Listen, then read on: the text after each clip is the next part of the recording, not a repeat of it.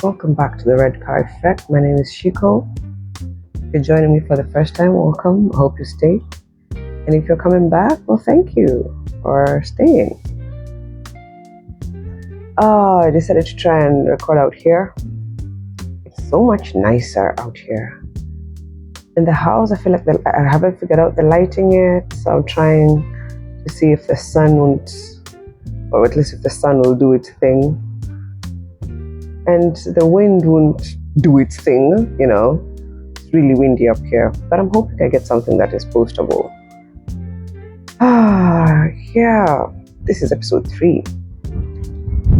And I've realized I'm not very good scripts. I try to even put my notes down, and every time I refer to them, they throw off my trail of thought, and I'm not going to be doing that anymore. I know what I want to talk about, so I'll just talk about it in the best way I can.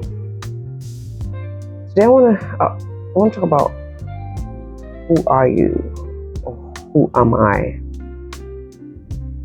And that's such an interesting question, because when you ask who are you, the first thing you do is to try to go to your name.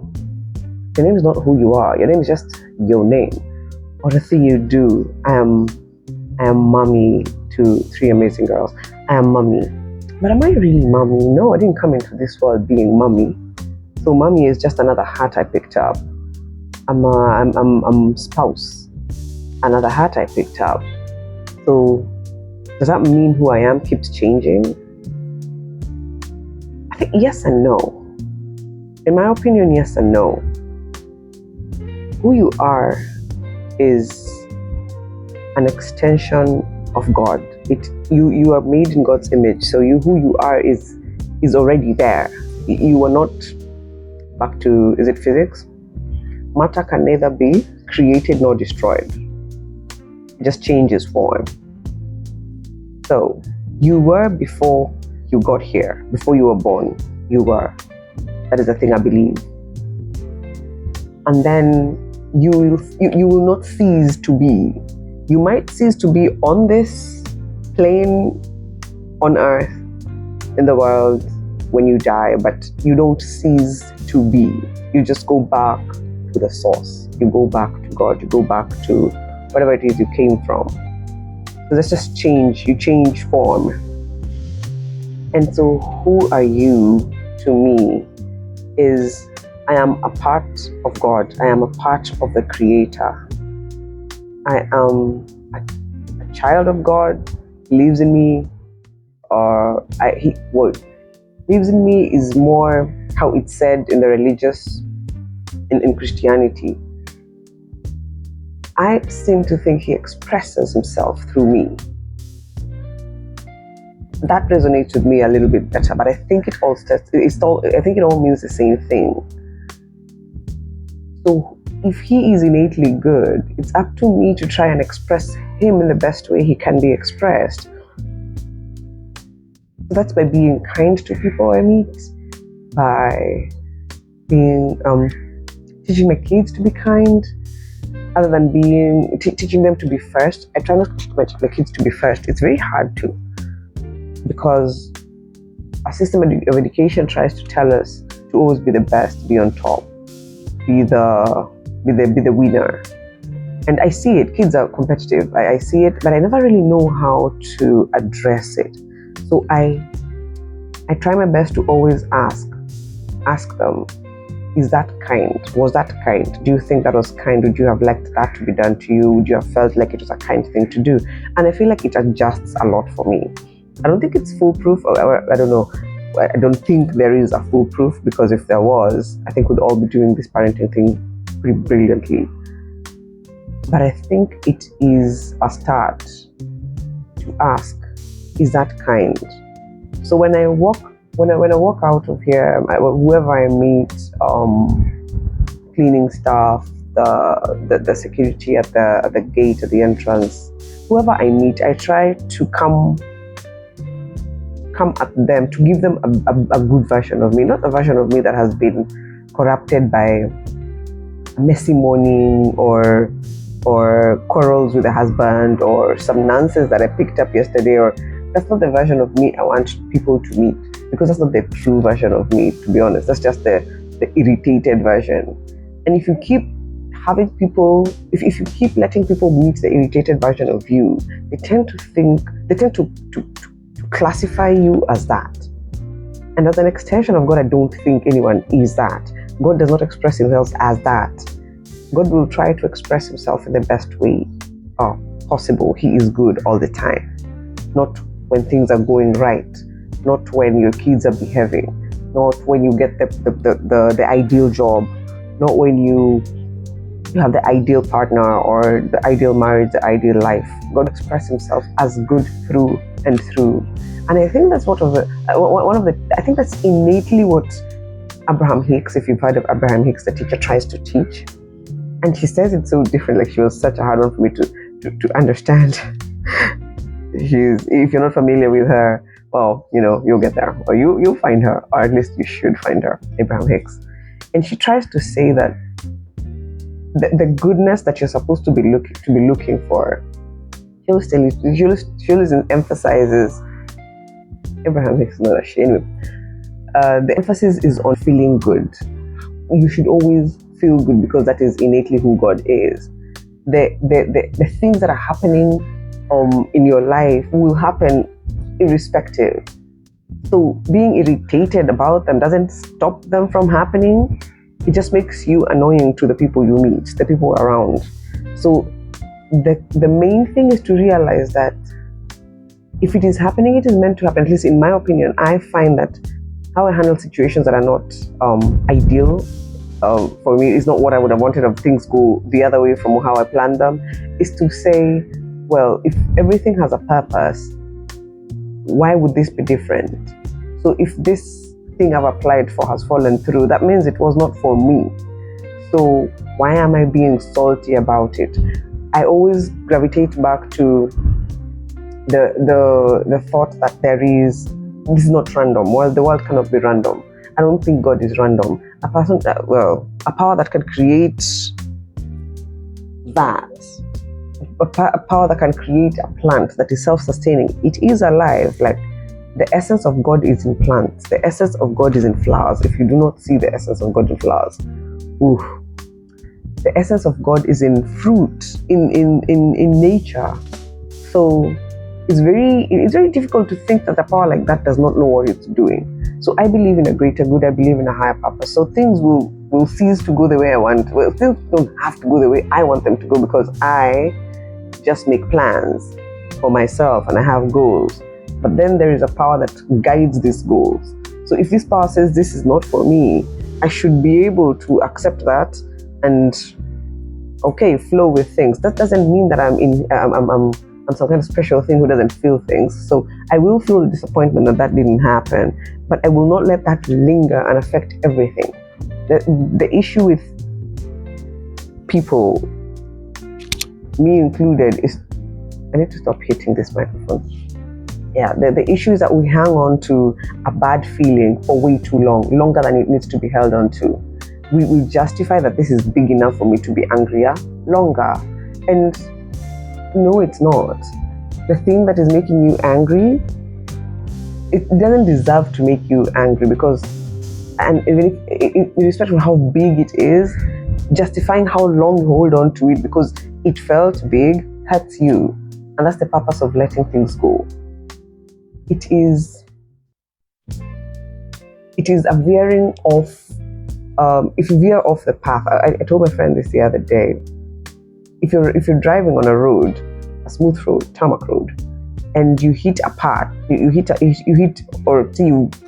a little drowsy, or you veer off the road and you get off the tarmac, and there's a bumpy area that you have to drive through. That bumpy area should tell you that something is not okay. It should shake you and wake you so you can get back onto the right path, onto the smooth path, the path of least resistance. You should be able to veer off your course and get back onto it within a shorter period. I think the challenge is to shorten the period it takes for us to move from where it's smooth off to where it's rough and back. So sometimes the people who it takes, for me it used to take years. And then it's once I started learning that there's a way that life is supposed to work, it shouldn't be that difficult. It started taking me a shorter. My challenge, my target was to always make that period of discomfort last shorter, be a shorter period. So if I used to get pissed off for a year, now I get pissed off for a month, then it went down to a week. Now it depends, depending on what, a couple of days max. I try not to let it linger too long. I'm not saying I know how to deal with grief, because grief is it's a different thing, and I think it needs to be handled a little bit different, but it also should not let us go way off, because you can now spiral into a different personality, because you got this thing happened and you held on to it, and you got so angry it became a personality. Now everyone you meet just knows that person, she's just like this. And so that's that one thing. So the goal is to shorten that period. So as a person, who am I? I am a work in progress. I am trying to be a better reflection of what God would want us to be, what God is. And I find that the more I try to be like that, the better things have worked for me. The smoother things have been, the lighter I feel, and the more I achieve my goals. Things just tend to fall into place. I want to be a person who shows kindness, who doesn't jump off to the worst case scenario at the onset. I want to be a person who thinks positive. I want to be, scratch that, I just got the error of my ways. I am a person who is kind. I am a person who sees the good in people before I see anything else. I am the person who accepted that I am not perfect and things don't have to go my way, and I won't be sour. I am not sour because things did not go my way. I am a person who is trying to live by these principles. I am a person who makes mistakes as well, and I learn from these mistakes, and I don't let them take too long, linger on too long. I am a person who forgives myself, and if I forgive myself that fast, I forgive people very easily. It's very hard to offend me nowadays, I've found. I am a person who lets people pass on the road, because we're not going to get into this I hope I put this content as not for children. The measuring contest. We're not going to get into that measuring contest on the road. So I genuinely think that if we try to live to be just a little kinder to the people around us, starting from ourselves, be kind to yourself. The microphone again. We need to be kind to ourselves from the onset. Remember you're a human being. Remember you're an expression of God. If you're mad all the time, you're mad at something you have done. You're saying that God is making mistakes. So you are mad at the essence of who you are. So being mad at that, it just rubs me the wrong way, because that means you think God made a mistake. God is learning. There is a learning that has to take place for us to grow. And part of that learning is accepting that you are human and you're going to make mistakes. You just need to learn and move on to the next thing. Choose kindness. We are back onto the path of kindness. And I think that is who I would describe myself as, and who I would want to project onto the world. And I found the more I do that, the more I get that. You attract who you are. So I do meet amazing human beings. I tend to just meet really good people. Not that the bad ones don't exist, they exist. I see them, we don't really interact much. The people around me are amazing. And I thought when I moved here, I thought that would be the biggest thing that I would miss, because my family, my sisters, my mom, my friends, my best friend, she's amazing. I thought that would be the hardest thing to replace, because now this environment is new. I don't know people. But I found that the people that I've attracted have been very nice, amazing people. My Pakistani neighbor brings me food. Like, she cooks food and brings it to my house. He is such a beautiful soul. I have a neighbor who got a baby, small baby, 2 weeks now, 3 weeks. Oh my God. She is such a joy. Like, she has such a joy in her. I don't even think she knows this, but she's just a beautiful, I feel like she's such a beautiful spirit. I don't think she knows it. She doesn't, I think she would do the little mirror to see the thing that I see in her. There's a friend I have who has let her dog be my kid's dog. Like, she lets her dog just come to the house, and my kids are new. They're also new to this environment, so they think the kids, the dogs and the pets, people's pets, are their friends. So when they see people taking their dogs walks, like, "Mommy, can I go and say hi to our friend? We want to go say hi to our friend." The friend is Lily and Miko and Spice, and these are dogs, and they give these kids so much joy, and I'm so happy that they're the owners, the pet owners. I'm so happy that they accept and they want, they're allowing their pets to just roam freely in my house. Like, my kids now have pets. I'm not about to get a dog for myself. I'm working through that, but we have many that they play with. So I'm finding a community, and I'm creating a community here, and it's slow but it's sure. And I'm loving the people that I have met so far. I am loving the experiences here. And I think the thing that has helped me is just being kind to people. Being kind to people has brought people my way, has been bringing people my way. And yeah, it's going well. Oh, that was a nice little rant. Thank you for listening. I hope you got something from this video. If you're struggling through something, remember, it's not by accident. The power that created this doesn't make accidents. You're exactly where you need to be, doing exactly what you need to be doing. I need to throw this saying that I saw. Something humility. Humility is the only way to move through the world. Was it? Humility is the only way to move through the world.